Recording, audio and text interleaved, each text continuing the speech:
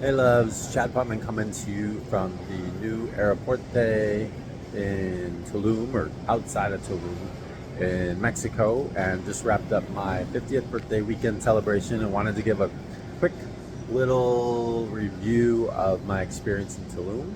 So definitely recommend checking it out. It is its own unique experience.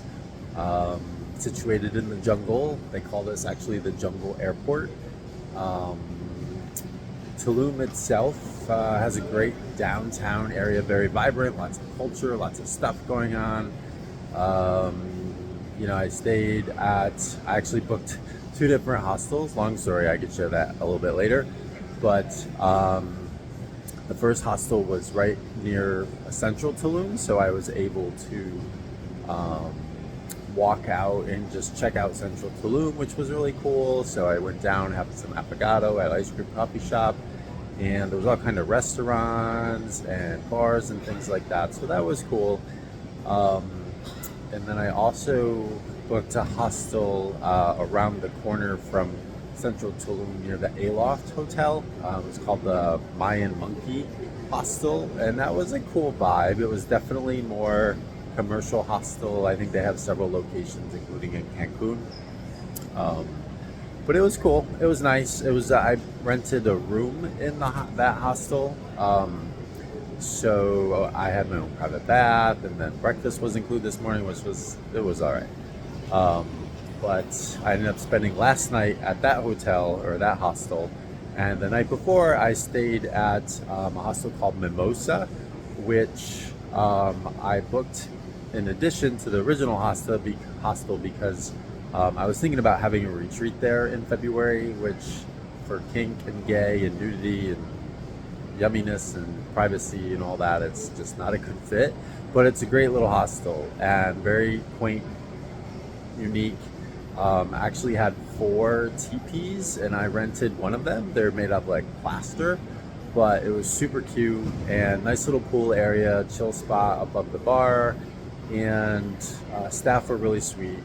But really enjoyed Mimosa. It was a cool little teepee thing, air conditioning, shared bath situation, but not a big deal.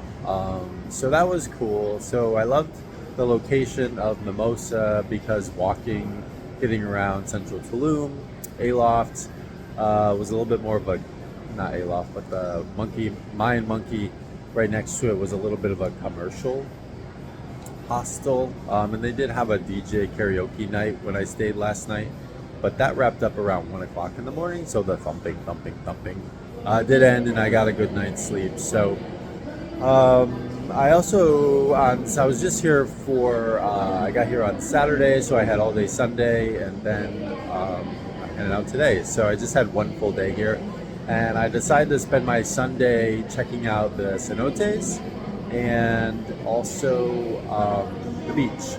So there's two cenotes I was able to see. One I kind of stumbled upon. I think I got into private property where I wasn't supposed to, but there was nobody that stopped me. And I just drove my rental right up to the edge of the beach, and it was like there was these beachfront properties, but nobody was there except for one dude in the pool, and nobody seemed to care. So I was able to hang out on the beach there for about an hour, do some breath work. The seagrass has come in, so the seagrass situation is a bit of a hot mess right now. So it's May into June, so just think about that with your planning. I don't know if it's seasonal or if it's all the time, but definitely a lot of seagrass. And then also right there by that beach, there was a cenote I was able to go visit that was within walking distance, and so that was a lot of fun. I was there all by myself, and I got to get in the water and record a video. Super, super serene. The water is so refreshing, so beautiful, so magical, and so different than seawater. Yeah, so that was my first cenote beach little experience, and then I went and checked out another cenote, which was like cave-ish, and cenotes Cavatari, I want to say. There's a full video, some pictures on my social media if you want to check it out some more. But that was really cool. That was $17 to park and get in. They have you take a shower before you get in. And there is like this giant ladder that you can climb down to get in, but it's kind of fun. It's about an 8-foot jump down into the cenote, and then it's just like swimming around in a cave in this fresh water. There's birds flying all around. They were bats, I guess, earlier in the morning, but mostly birds building nests on the roof of the cave. So that was super cool, super refreshing. And then I chilled, took a little nap in a hammock, got some more pictures, and that was my cenote experience in Tulum. So definitely recommend checking out some local cenotes. So cool, like it's just amazing. So love that. And then also I decided that I would get over to the beach and try to do a beach club, because I was told you could have like a minimum spending and then you can hang out at the beach club. And so I ended up going to Tantra because Tantra is my thing.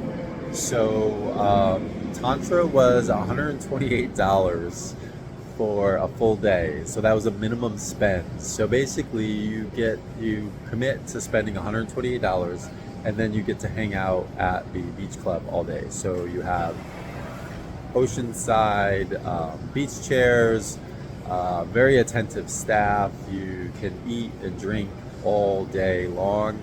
I think I was probably there for like 6 or 7 hours, and I had all kinds of coffee and tea, and I had a beautiful fish dinner with chips, ice cream. What else did I eat? I don't know. There was a lot of really good food, and I actually still had like 20 bucks left on my credit when I left, but I figured, hell, I had a whole day, and it was fantastic. It was really expensive when I first thought about it. Like, wow, that's a lot of money to commit to hang out at a beach. But they have you spend it, and you get to be there all day.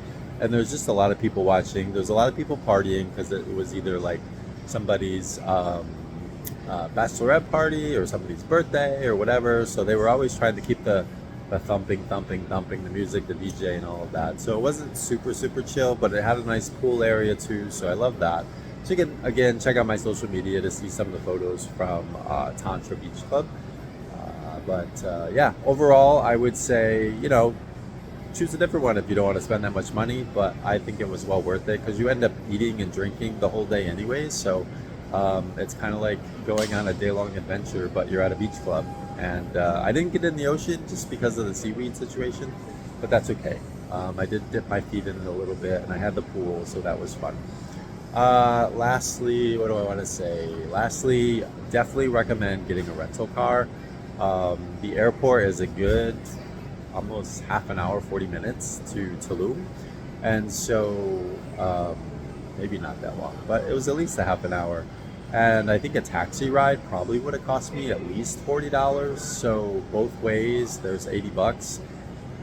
And then, just getting around town and going to the beach club and all those other things. There's no Ubers, so you have to either use a taxi or have a rental. And I think just the convenience of getting in and driving whenever I wanted to and go wherever was super convenient, and definitely recommend getting a rental.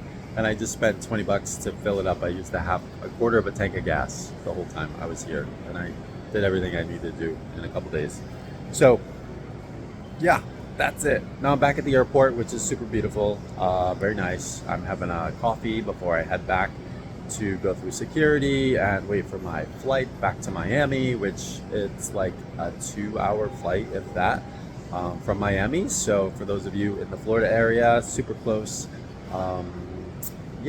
I would give Tulum overall, I would give it an 8 for character, personality, love, passion. I do have to add that, speaking of passion, the Grinder, Sniffies, and Scruff apps are alive and well. There's not much of a gay scene here, to be honest, at all. But I had a really great hookup last night from Grinder, and very grateful for that. He actually happened to be from Argentina. So super delicious, had a great time with him, but there were other opportunities as well that I didn't take. But overall, I just wanted to say that I did try and go to a gay club called Red Room that was just closed. I don't know. There was nothing on social media about it being closed, but it was. So yeah, so I'm gonna wrap it up there. It's been about 10 minutes. So if you want to check out Tulum, definitely do it. I don't know if it's a bucket list thing, but if you have the freedom and the opportunity to check it out, please do. But much love to you from Tulum in Mexico. Until next time, love you. Bye.